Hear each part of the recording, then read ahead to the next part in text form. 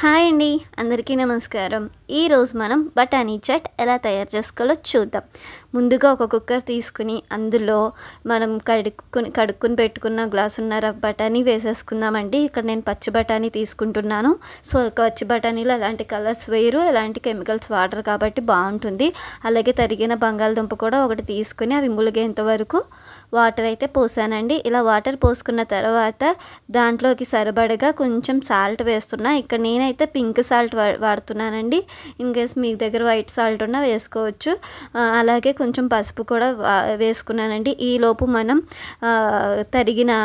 తరుక్కుని పెట్టుకోవాలండి. ఉల్లిపాయ ముక్కలు, పచ్చిమిర్చి, క్యారెట్ అండ్ కొత్తిమీర తరుక్కుని పెట్టుకున్న కుక్కర్ అయితే ఆన్ చేసేసి 3 విజిల్స్ వచ్చేంత వరకు వెయిట్ చేసి 3 విజిల్స్ వచ్చాక ఇలా తీసుకున్నానండి. ఇలా తీసుకున్న తర్వాత నా దగ్గర ఉన్న ఒక అట్లగడ్డ సహాయంతో దాన్ని నేను ఫుల్గా స్మాష్ చేశాను. మొత్తం స్మాష్ కాదు, కొంచెం కచ్చాపిచ్చాగా స్మాష్ చేసుకుని పెట్టుకున్నాం. అలాగే ఒక ప్యాన్ పెట్టుకుని అందులో సరిపడగా కొంచెం ఆయిల్ వేసుకుని అది కాగేంత వరకు వెయిట్ చేసి తరుక్కున్న ఉల్లిపాయలు, అలాగే పచ్చిమిర్చి, అలాగే టమాటా ముక్కలు కూడా వేసేసి కలుపుతున్నానండి. సో ఇలా కలుపుకుంటూ మీడియం ఫ్లేమ్లో కలుపుకుంటూ కొంచెం కరివేపాకు కూడా వేసుకున్నా. అలాగే సో మీడియం ఫ్లేమ్లోనే పెట్టుకొని కలుపుకుంటూ వచ్చాను. ఇవన్నీ మీడియంగా కుక్ అయ్యేంత వరకు, సరిపడగా కుక్ అయ్యేంత వరకు వెయిట్ చేశానండి.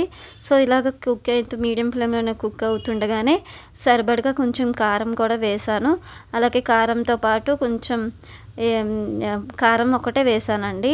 సో మనం ఇందాక స్మాష్ చేసి పెట్టుకున్న బఠానీ కూడా ఇందులో పోసేసాను. మొత్తం బఠానీ పోసేసి బఠానీతో సహా ఈ ముక్కలు వేగేంత వరకు వెయిట్ చేయండి. సో ఇలాగా మీడియం ఫ్లేమ్లోనే పెట్టుకుని ఇలా దగ్గరికంట వచ్చేంత వరకు వెయిట్ చేసిన తర్వాత ఇంకొకసారి స్మాష్ చేసుకుందాము. అక్కడక్కడ కొంచెం బఠానీ పలుకులు ఉన్నాయి. ఇందులో ఇలా కొంచెం ఉప్పు, సాల్ట్ వేసుకున్నానండి. ఎందుకంటే ముక్కలు వేసాం కదా, సో సాల్ట్ కొంచెం తగ్గింది. సో సాల్ట్ వేసుకున్నాను. అలాగే కొంచెం చాట్ మసాలా కూడా వేసుకున్నానండి. ఇలా చాట్ మసాలా, సాల్ట్ మన సరిపడగా వేసుకున్న తర్వాత ఇంకొకసారి కలిపి మనం ఇంకా ఈక్వల్గా కుక్ అయ్యేంత వరకు వెయిట్ చేయాలి. సో కొంచెం దగ్గరగా పడితే అది మసాలాలన్నీ అంటి బాగుంటుంది. ఇందులోనే వేయించుకున్న పల్లీలు కూడా కొంచెం వేసుకున్నానండి. ఇలా కుక్ అవుతున్న దాంట్లోనే వేయించిన పల్లీలు పెడితే ఆ పల్లీలకు కూడా చాట్ మసాలా అంటే ఈ ఫ్లేవర్ దానికి అంటుకుండి చాలా బాగుంటుందండి.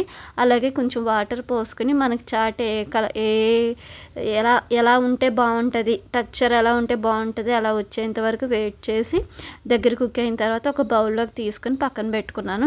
సో ఈ బౌల్లో మనం తినేలాగా మనం గార్నిష్ చేసుకుందామండి. కొంచెం కొత్తిమీర, అలాగే కొంచెం ఉల్లిపాయలు, పచ్చి ఉల్లిపాయలు బాగుంటాయి కదండి చాట్లోకి. సో అలాగే పచ్చి ఉల్లిపాయలు, అలాగే వేయించుకున్న వేరుశనగ గుళ్ళు, అలాగే మనం ముందుగా వేయించుకుని పెట్టుకున్న కార్న్ చిప్స్ అండి. కార్న్ చిప్స్ లేకుండా చాట్ ఏంటండి, కార్న్ చిప్స్ ఉంటేనే చాట్కి సూపర్ ఉంటుంది. సో కార్న్ చిప్స్ కూడా మెత్తగా నలుపుకుని వేసుకున్నాను, కొంచెం కచ్చాపిచ్చాగా.